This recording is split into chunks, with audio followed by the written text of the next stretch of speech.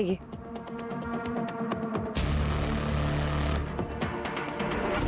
झालं समाधान?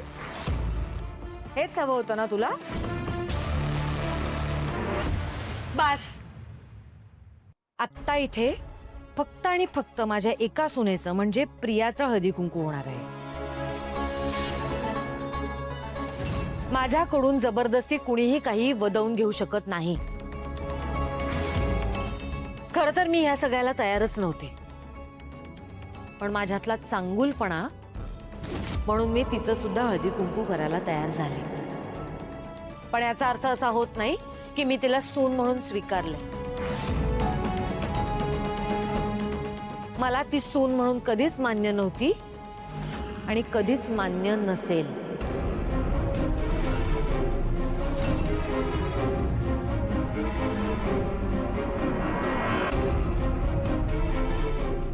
ही साडी आणून दिली. नाही म्हणजे तुम्ही प्लीज प्रियाचं हळदी कुंकू करा. अरे परूचं हळदी कुंकू करायला तिचा नवरा समर्थ आहे.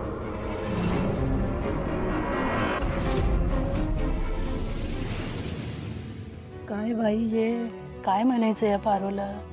ग आपण यांना आदर्श कुटुंब म्हणत होतो, पण कुठलं काही यांच्यात पण वाद आहेत. एवढ्या मोठ्या घरामध्ये किती भांडणं ही. बघा ही पारू खरंच मूर्ख मुलगी आहे. तिला साधा सव्वाशेंच्या वाणाचाही मान ठेवता आला नाही. पुढे जाऊन काय घर सांभाळणार आहे ही? आणि म्हणूनच कदाचित अहिल्यादेवीचा स्वीकार करत नसतील. प्रिया, हळदी कुंकूला सुरुवात कर. हो आई.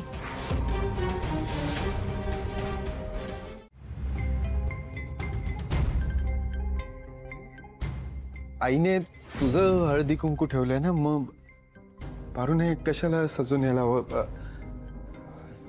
तुझं हळदी कुंकू आहे त्यामुळे तिची काय गरज आहे? अहिल्या मॅडम, मला बोलवलं? हो, आपल्या घरात हळदी कुंकवाचा कार्यक्रम करायचा आहे. आणि हो, तिला सुद्धा तयार राहायला सांग. तुम्ही चक्क पारूला हळदी कुंकवासाठी तयार व्हायला सांगताय? हो, कारण कुणा एकामुळे मला सणाला गालबोट लागलेलं नकोय. ही साडी पारूला नेऊन दे.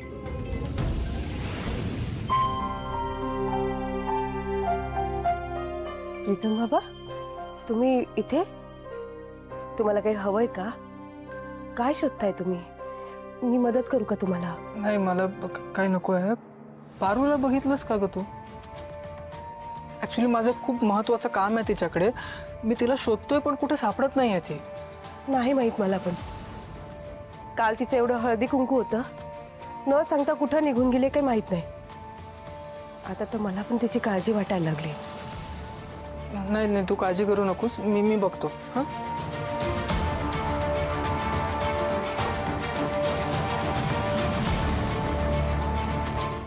तिला आवडली नाहीये का?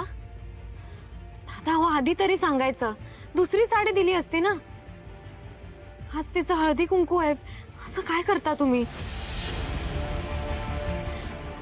बरं, पारू कुठे? आली नाहीये का ती?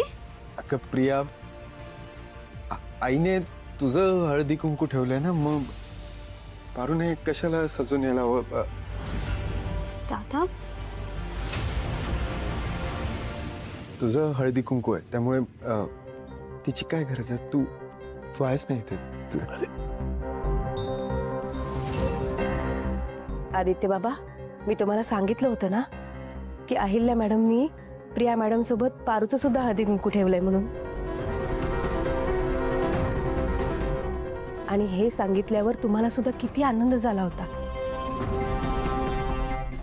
तुम्ही मला सांगितलं होतात ना की तुम्ही स्वतः पारू आल्यावर तिला अहिल्या मॅडमनी दिलेली साडी द्या आणि तिला हळदी कुंकाला यायला सांगाल म्हणून. मग तुम्ही आता असं अचानक का बोलताय? पारू कुठे आहे? काय झालं?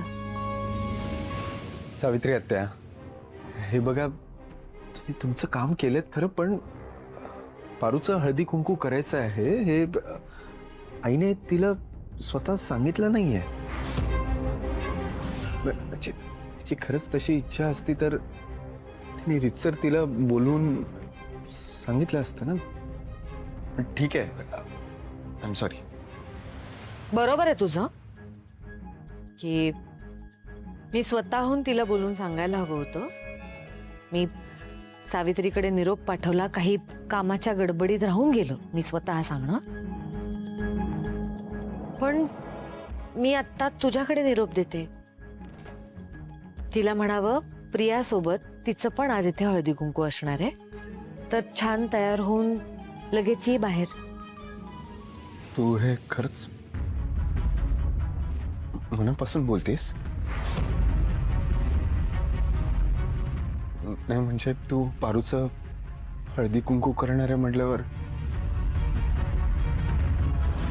तू तिचा सून म्हणून स्वीकार केलास?